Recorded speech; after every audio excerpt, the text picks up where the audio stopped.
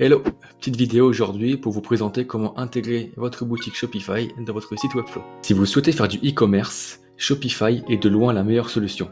C'est un outil qui est très facile à prendre en main. Vous pouvez rapidement choisir un thème, ajouter vos produits et mettre votre site en ligne pour vendre dans plusieurs pays et dans plusieurs devises.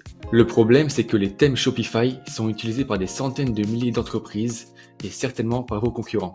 Donc ça va être difficile de vous différencier vis-à-vis d'eux et de renforcer la reconnaissance de votre marque. C'est pourquoi je vous recommande de coupler Webflow et Shopify. Webflow apporte à Shopify le design et la personnalisation et en échange, Shopify apporte à Webflow les fonctionnalités avancées de e-commerce. On va voir maintenant comment ça marche. Alors vous avez deux options. L'option numéro 1, c'est de faire un thème Shopify personnalisé avec Webflow grâce à Udesly. Et l'option numéro 2, c'est d'ajouter simplement un bouton d'achat Shopify dans votre site Webflow. C'est cette seconde option que j'ai choisi de vous présenter puisqu'elle est très facile et rapide à mettre en place. Étape numéro 1, faites-vous un compte Shopify et ajoutez un produit dans votre boutique. Une fois que vous êtes dans votre espace Shopify, vous avez juste ici un onglet Produits, à l'intérieur duquel vous allez retrouver la liste des produits que vous souhaitez vendre. Donc moi j'ai déjà ajouté un produit pour l'exemple, donc ce sont les stickers de Gemeos. Pour chaque produit, vous avez son nom, une description, une ou plusieurs images, son prix bien évidemment, et enfin le stock disponible. Étape numéro 2, faites une collection pour vos produits dans Webflow. Dans cette collection, vous devez avoir le nom du produit, son prix, la description, l'image et enfin le Product ID ainsi que le Product Component. Le Product ID et le Product Component agissent comme des identifiants uniques pour vos produits Shopify. C'est ce qui va permettre à Webflow d'extraire le bon produit pour chaque élément de votre collection.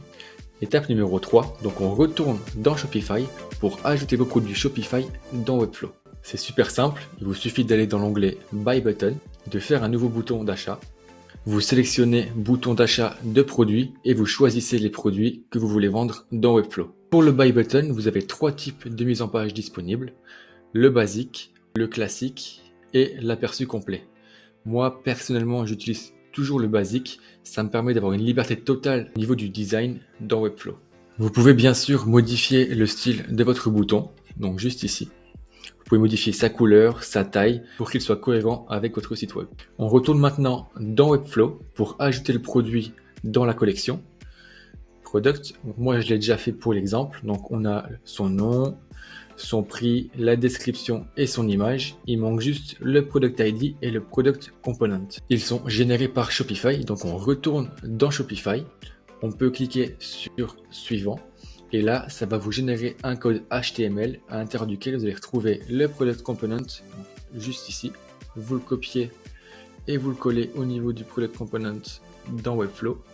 Et pareil pour le Product ID qui est un peu plus bas, donc à ce niveau-là, ID, hop, vous le copiez et vous le collez dans Product ID. Maintenant, votre produit Shopify est bien lié à votre produit dans Webflow.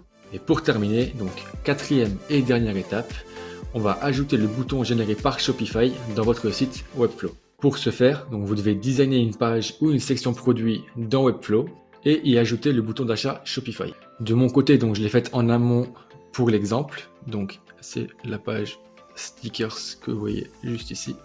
Une fois que c'est fait, on va pouvoir ajouter le bouton d'achat généré par Shopify. Et pour ce faire, on ajoute un composant embed là où vous souhaitez que votre bouton soit placé.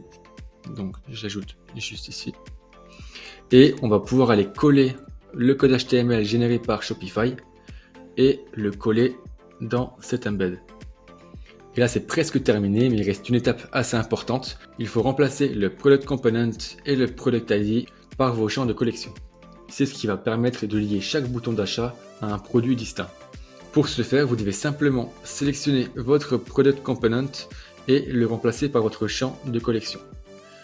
Donc il se trouve ici et un peu plus bas. Juste ici. Hop. Product Component. Et la même chose pour le Product ID qui est juste ici. Product ID. Et là, vous pouvez sauvegarder. Et donc, vous n'avez plus qu'à publier et attendre vos premières ventes.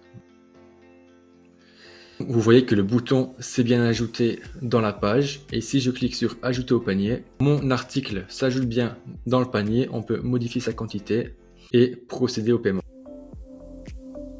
Comme vous avez pu le voir, c'est relativement rapide et simple à mettre en place. Si vous avez des questions ou si vous voulez voir un tutoriel en particulier, n'hésitez pas à nous l'indiquer dans l'espace commentaire, on vous répondra avec plaisir. Et bien évidemment, si le contenu vous plaît, n'hésitez pas à vous abonner et à mettre un petit like pour nous donner de la force. Merci d'avoir regardé la vidéo et je vous dis à la semaine prochaine.